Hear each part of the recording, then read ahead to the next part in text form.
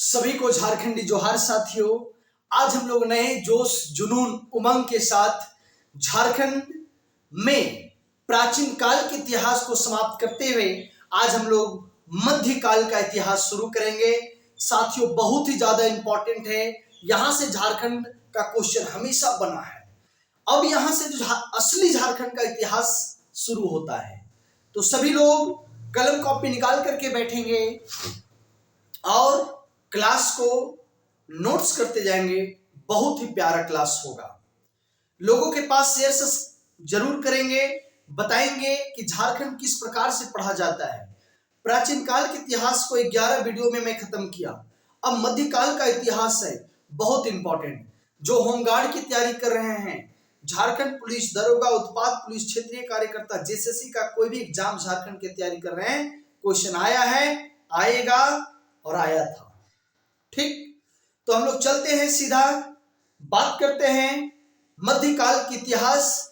झारखंड में क्या दिखता है, हम लोगों को क्या प्रभाव पड़ता है झारखंड में, ये सारी चीजों को क्या करेंगे हम लोग बात करते हैं। ठीक, चलिए आइए तो हम लोग देखते हैं मध्यकाल का इतिहास की बात करते हैं। तो मध्यकाल के अगर इतिहास की मैं बात करूं तो मध्यकाल जो है हमारे पूरे भारत में 2 भागों में बट गया था। मध्यकाल कितने भागों में बट गया था?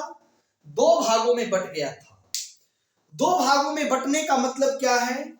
एक को कहेंगे जो पहले हुआ पूर्व मध्यकाल, सभी लोग लिखते जाएंगे पूर्व मध्यकाल, और अगला को कहेंगे उत्तर मध्यकाल। क्या बोलेंगे? उत्तर मध्यकाल। ठीक है, चाहे मैं पूरे भारत की बात करूं या पूरे झारखंड की बात करूं, मध्यकाल कितने भागों में बट गया? 2 भागों में, एक पूर्व मध्यकाल, दूसरा उत्तर मध्यकाल। तो पूर्व मध्यकाल की अगर हम लोग समय की बात करते हैं, हर्षवर्धन के मृत्यु के बाद, हर्षवर्धन के मृत्यु के बाद और दिल्ली सल्तनत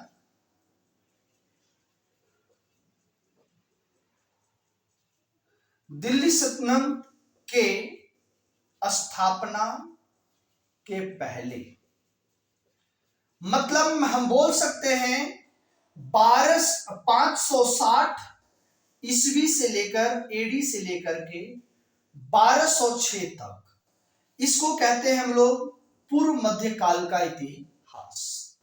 अब यहां उत्तर मध्यकाल का इतिहास की हम लोग बात करते हैं, तो दिल्ली सल्तनत से लेकर मुगल काल, से लेकर के मुगल काल, बोल सकते हैं 1206 ईस्वी से लेकर के 1707 ईस्वी तक, इस काल को कहते हैं हम लोग मध्यकाल। और मध्यकाल में 2 भाग बट गए, 560 ईस्वी से 1206, और उत्तर मध्यकाल में 1206 से 1707 ईस्वी की हम लोग बात करते हैं। आप पूर्व मध्यकाल और उत्तर मध्यकाल समझ चुके हैं। चले, तो ये जो काल हुई, इस काल को हम लोग पूर्व मध्यकाल कहते हैं और इस काल को हम लोग उत्तर मध्यकाल कहते हैं। हम लोग पढ़ रहे हैं झारखंड के संदर्भ में। किसके संदर्भ में पढ़ रहे हैं? झारखंड के संदर्भ में। पूर्व मध्यकाल में अगर हम लोग बात करते हैं झारखंड में, तो जगह जगह पर मंदिर बनी। क्या बनी? मंदिर बनी। झारखंड में क्या बनी? जगह जगह पर धार्मिक क्षेत्रों का विकास हुआ। किसका विकास हुआ? धार्मिक क्षेत्र का विकास हुआ। बात को समझते जाइएगा एकदम। पूर्व मध्यकाल में जगह जगह पर मंदिर बनी, मतलब धार्मिक क्षेत्रों का क्या हुआ? विकास हुआ। क्या हुआ? विकास हुआ। अगर हम लोग मंदिर की बात करते हैं, तो झारखंड में 4 इस समय मंदिर बनती है। कितने मंदिर बनती है? 4 मंदिर बनती है।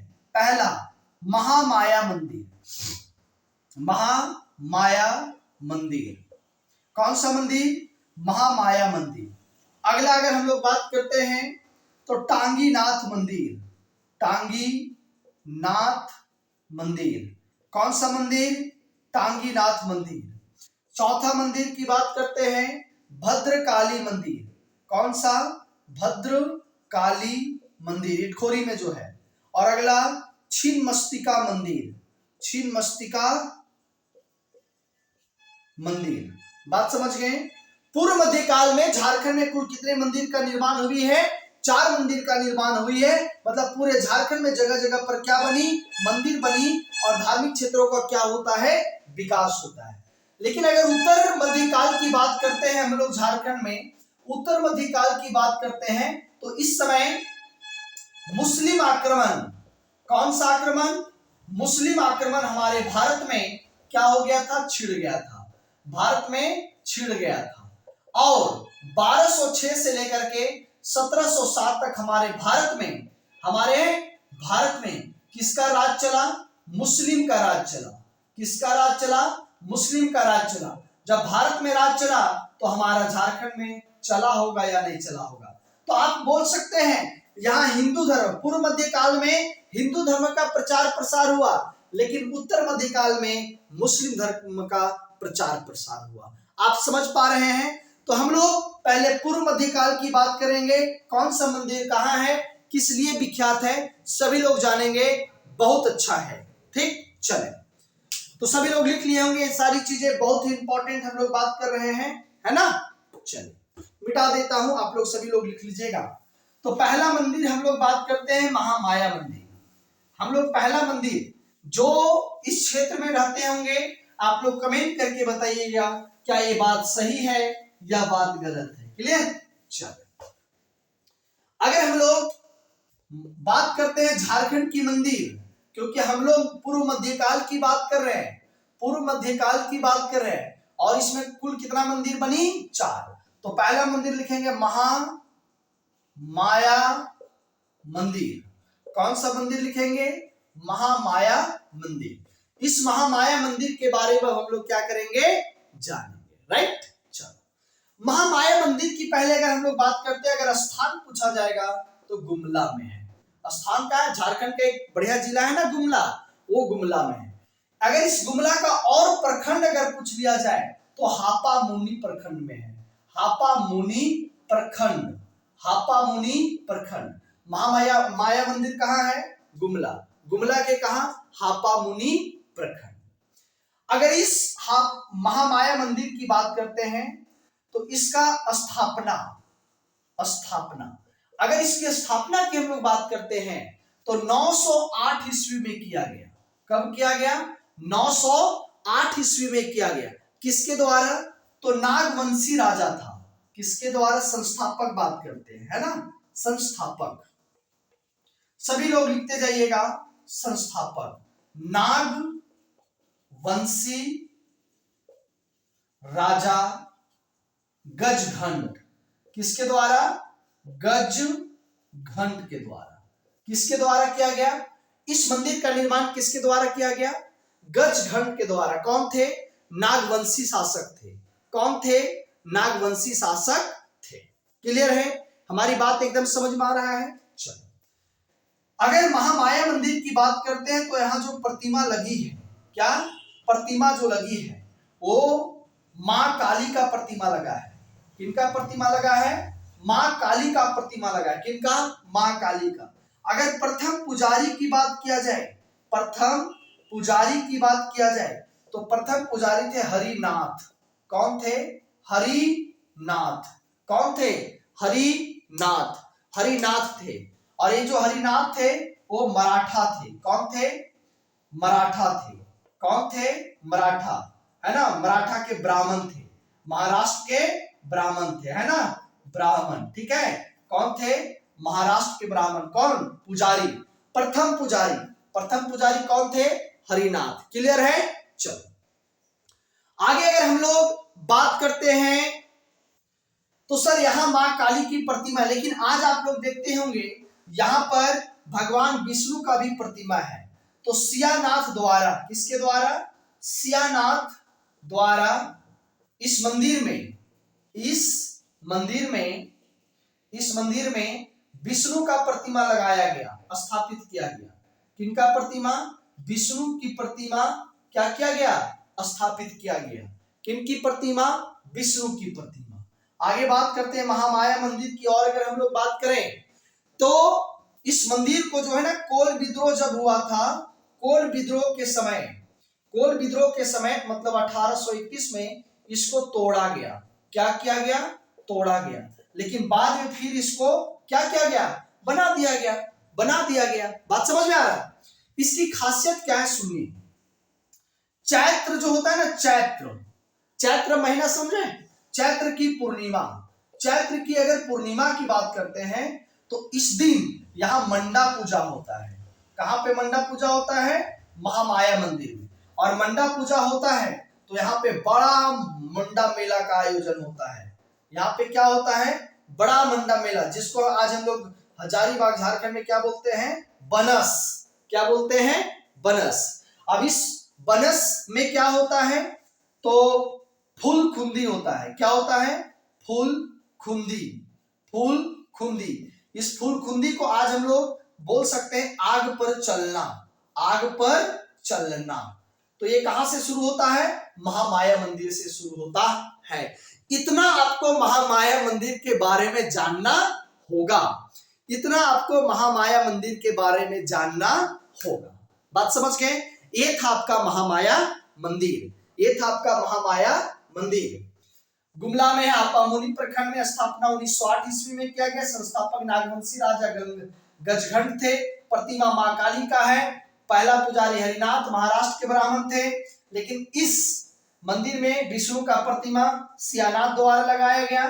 कोल विद्रोह के समय इस मंदिर को तोड़वाया गया। चैत्र पूर्णिमा के समय मंडा पूजा होता है, अर्थात मंडा मेला लगेगा, जिसको आज हम लोग बनस बोलते हैं। इसमें फुलकुंदी होता है, जिस पर बोलते हैं आग पर चलना। बात समझ में आ गया है? किसी प्रकार का कोई दिक्कत नहीं। आगे बढ़ते हैं। एकदम सारी बातें आप लोग लिखते जाएंगे। कैमरा कैसा आप लोगों की आ रही है? क्लियर सबको दिख रहा है? Very good. चल, है ना? महामाया मंदिर के बारे में आप जान गए हैं। आगे हम लोग बढ़ते हैं। ठीक है, चलो आगे हम लोग बात करते हैं टांगीनाथ। दूसरा में टांगीनाथ मंदिर बहुत इंपॉर्टेंट है। टांगीनाथ मंदिर आप लोग सभी लोग जानते होंगे, है ना? भगवान परशुराम की बातें आप लोग सभी लोग जानते हैं कि नहीं जानते हैं? चलो, टांगीनाथ मंदिर की बात करते हैं तो ये भी गुमला में है। कहां पर है? गुमला में है। कहां पर? एक गांव है मंझगांव। कौन सा गांव है? मंझगांव में है ना टांगीनाथ मंदिर। इसका संबंध किससे है? परशुराम से है। किससे है? परशुराम से है। इस मंदिर का संबंध किससे? परशुराम से है। मान्यता के अनुसार, किसके अनुसार? मान्यता के अनुसार परशुराम की फरसा मतलब कुल्हाड़ी यहीं पे गाड़ा हुआ है। क्या किया गया है? गाड़ा गया है। बात समझ में आया? रखा हुआ है। परशुराम की जो फरसा है, कुल्हाड़ी है, यहीं पर क्या है? गाड़ा हुआ है। ठीक है। यहाँ पर भगवान शिव का कितना शिवलिंग है? 8 गो शिवलिंग है। कै गो शिवलिंग है? 8 गो क्या है? शिवलिंग है। कितना शिवलिंग है? 8 शिवलिंग है। विशाल है। समझ गए? 8 गो क्या है? शिवलिंग है। बात समझ में आ रहा है? कोई दिक्कत है? चलिए, तो अगर इसका संबंध पूछ लेगा तो परशुराम, है ना, फरसा कुल्हाड़ी, 8 गो शिवलिंग है, तो बोल सकते हैं सर यहाँ किसकी भी पूजा होगा? शिव की भी पूजा होता है। शिव की भी क्या होती है? पूजा होती है। शिव की भी पूजा होती है। बात समझ गए? चलो, तो ये आपका क्या था? टांगीनाथ। चलो, कल हम लोग फिर भद्रकाली मंदिर को देखेंगे, छिन्नमस्तिका मंदिर को देखेंगे। अगर ये बात आप लोग समझ गए होंगे तो आप लोगों के पास क्या करेंगे? भेजेंगे, शेयर करेंगे, सब्सक्राइब करेंगे और जाते जाते लाइक करते जाएंगे। जय हिंद।